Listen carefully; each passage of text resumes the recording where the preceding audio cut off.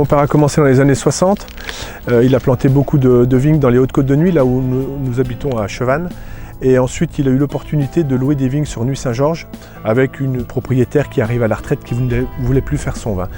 Mon père a adhéré dès les années 67-68 à sa création à la coopérative de Beaune.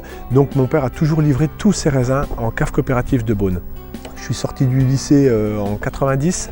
Viticole de Beaune. Je partais à l'armée et puis mon père m'annonce un matin que une des propriétaires de Nuits-Saint-Georges vendait les vignes et mon père ne pouvant racheter ses vignes me dit écoute, il y a un investisseur de vignes qui voudrait acheter les vignes mais il ne veut pas recevoir sa partie en métayage. Donc cet investisseur, monsieur François Feuillet, ne voulait pas percevoir des bouteilles de la cave coopérative des Hautes-Côtes et donc m'a demandé de faire le vin. Et puis ensuite mon père a arrêté l'activité, est parti en retraite et puis j'ai récupéré donc toutes les vignes qu'il avait dans les Hautes-Côtes et puis ses vignes sur Nuits-Saint-Georges.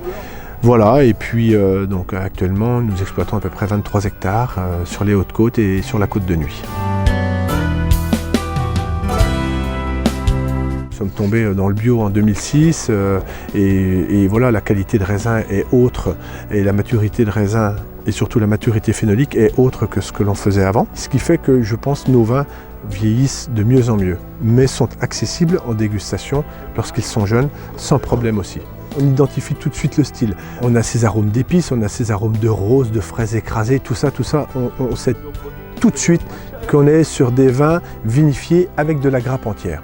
La rafle apporte ces arômes, on est quand même sur je dirais presque de la dentelle. On est vraiment sur la pureté du vin, on n'est pas trop dans l'extraction de tanin.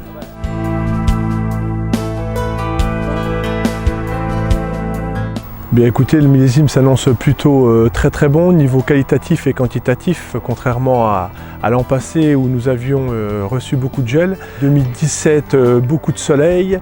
On a même eu un peu peur dans le mois d'août que ce soit trop ensoleillé. Maintenant, après avoir fait 3 jours de vendange, on s'aperçoit que les degrés alcooliques sont parfaits. L'acidité, il y a un très bon équilibre puisque depuis la semaine dernière, il fait beaucoup moins chaud. Ils annoncent pas plus chaud pour la semaine à venir et je pense qu'effectivement on va faire un millésime parfaitement équilibré. Pour l'instant la qualité est archi saine, il n'y a aucun pourri, il n'y avait pas de maladie. La Bourgogne, je pense, est très heureuse en ce moment.